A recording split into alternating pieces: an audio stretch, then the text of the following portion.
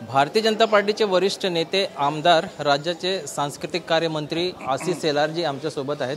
Sir, आजपासून गणेशोत्सव सुरू झालेला आहे, बाप्पाची आरती वगैरे आपण केलेली, काय भावना व्यक्त कराल? सर्व देशातील, महाराष्ट्रातील, मुंबईतील सर्व नागरिकांना या गणेशोत्सवाच्या मनापासून शुभेच्छा आहेत। जीवन उद्धाराची आदिशक्ती, विघ्नहर्ता याचा आशीर्वाद सगळ्यांनाच मिळो, सुख शांती समाधान आनंद प्रत्येकाला मिळो आणि या उत्सवामध्ये सगळ्यांची सहभागिता हो आणि महाराष्ट्राची विकास आणि प्रगतीची गती अजून वाढो अशा शुभकामना मी या ठिकाणी देतो। सर, मंत्री झाले आपण, अनेक पदं भोगले, मुख्यमंत्रीसाठी काही साकडे वगैरे बाप्पाकडे? मला असं वाटतं की गणेशरायाकडे आणि गणेशाकडे काही मागणं ही अपेक्षा धरून माझ्यासारखा भाविक कधीच गणरायासमोर जात नाही आणि राहता राहायला मला माझ्या योग्य लायकीचं काम मिळालं आहे, त्याच्यात मला आनंद आहे। सर, नवीन कॉन्सेप्ट म्हणजे फिरता बाप्पा याचं आपण उद्घाटन नुकताच केलेलं, काय संकल्पना आहे ती? गणेश बाप्पा आता प्रत्येकाचा दारी देणार किंवा प्रत्येकाला आशीर्वाद देण्याकरता स्वतः जाणार आहेत?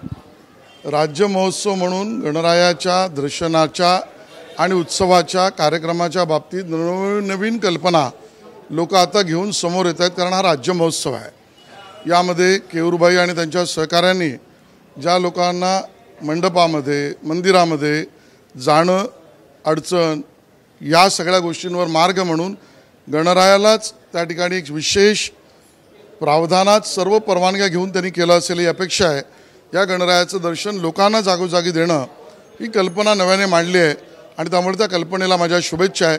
सर्व परवानग्या घेऊन त्यांनी हे करावं अशी कल्पना आहे। पूर्ण 11 दिवस असणार आहे? मला वाटतं ते 11 दिवसाची कल्पना आणि परवानग्या या त्यांच्या अभिप्रेत आहेच। तर राजकीय प्रश्न आहे की जरांगे पाटील हे मुंबईमध्ये येणार आहेत असं त्यांनी सांगितलं आहे। कोर्टाने सुद्धा काही रिस्ट्रिक्शन दिले तरी देखील ते मुंबईमध्ये येत आहेत। ह्या प्रश्नाला तुम्ही कसं पाहताय? गणरायाच्या समोर या मंडपामध्ये वांद्रे पश्चिम सार्वजनिक गणेशोत्सव मंडळ आमचं हे 30 वर्ष मंडळ काम करत आहे। 52 फुटी काशी विश्वेश्वराचं मंदिर या ठिकाणी उभं केलं आहे। देखावा अतिशय उत्तम आहे, गणरायाची प्रतिष्ठापना होते, इथे राजकीय प्रश्नांना मी उत्तर देणार नाही। आणखीन प्रश्न आहे सर, उद्धव ठाकरे जवळपास 20-22 वर्षानंतर राज ठाकरेंना भेटण्यासाठी त्यांच्या घरी गेलेले आहेत, शुभेच्छा म्हणून काही द्याल का आपण? गणरायासमोर सगळ्यांना सुबुद्धी मिळो एवढंच मी म्हणेन। हे होते आशिष शेलारजी। राजकीय प्रश्नावरती बोलणं त्यांनी टाळलेलं आहे, मात्र सर्वांसाठी बाप्पा आता उपलब्ध, बाप्पा सर्वांना आशीर्वाद देणार आहे आणि बाप्पा फिरणार सुद्धा आहेत अशीही त्यांनी एक माहिती दिलेली आहे।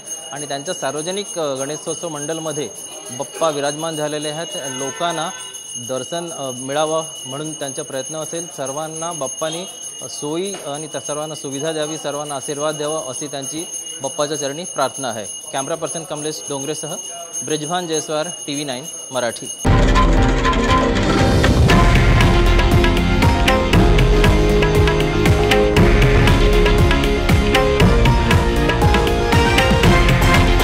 हे आहे देशातील नंबर 1 न्यूज नेटवर्क आणि आपण पाहत आहात TV9 मराठी, एकमेव।